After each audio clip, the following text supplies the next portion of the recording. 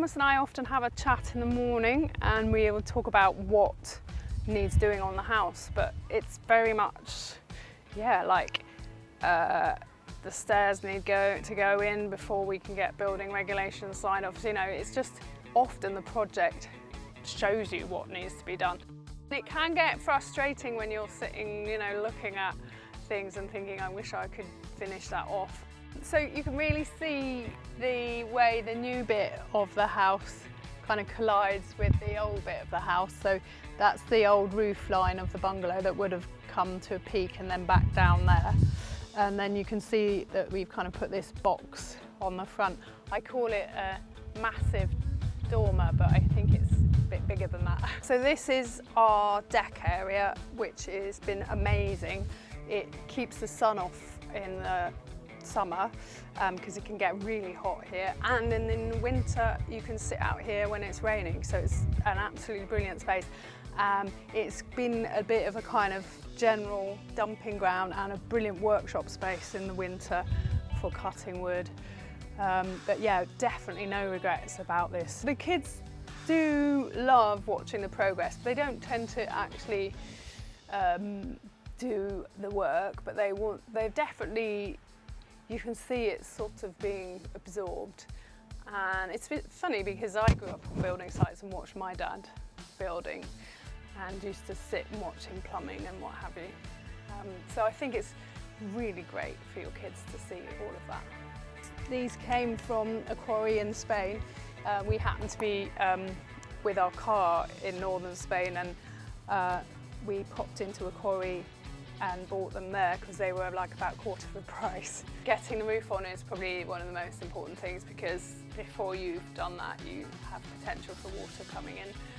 We did have 1 or 2 horrible moments where water was literally pouring through the ceilings just over there, and yeah, it's not funny. It makes you feel really vulnerable, like your house isn't a house. So yeah, getting the roof on was amazing. Today I've been knocking this bit of wall down. We've had to make sure this is nicely cut back because the stairs are going to come down and round and finish off just down there. So yeah, I've been hammering with a sledgehammer and hacking it out, just a bit like that, and yeah, hacking it out with a drill as well. Which has been fun. Very dusty. Oof. This is quite heavy. I mean, it's actually designed to be heavy because you need to knock things down with it.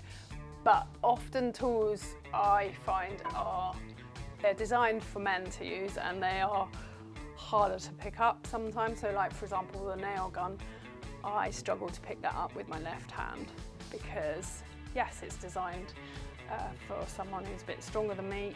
But obviously, that's made me build my strength, and I am now able to pick up a nail gun with my left hand, so you know, it's quite good. But the other thing is, like, bags of cement, 25 kilos, that's not really, I can lift a bag of cement, but again, it's designed for a man to pick up, really. If you look at what the legal weights for men and women, it's 17 kilos for a woman and 25 for a man. Yeah. These windows are kind of obviously the main focal point of this room and of the house. So we really, we made a point of getting them right. And with this lovely wood surround, I think works really well.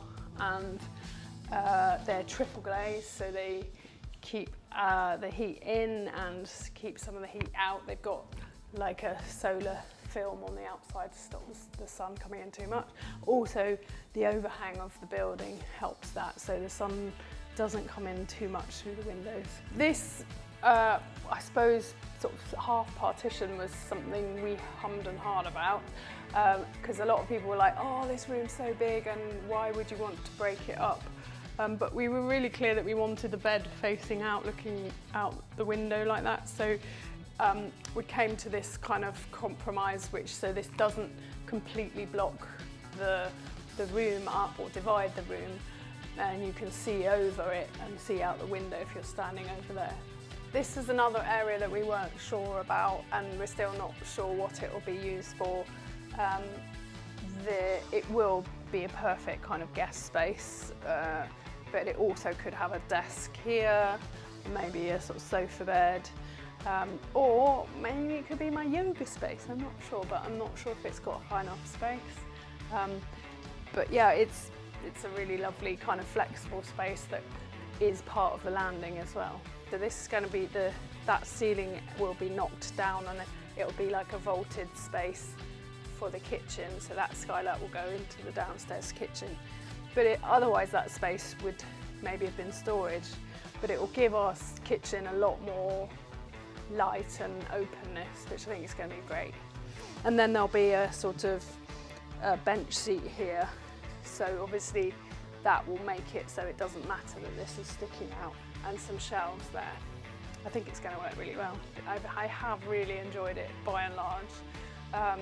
Obviously there's been days where I haven't felt like doing it, but I just love it.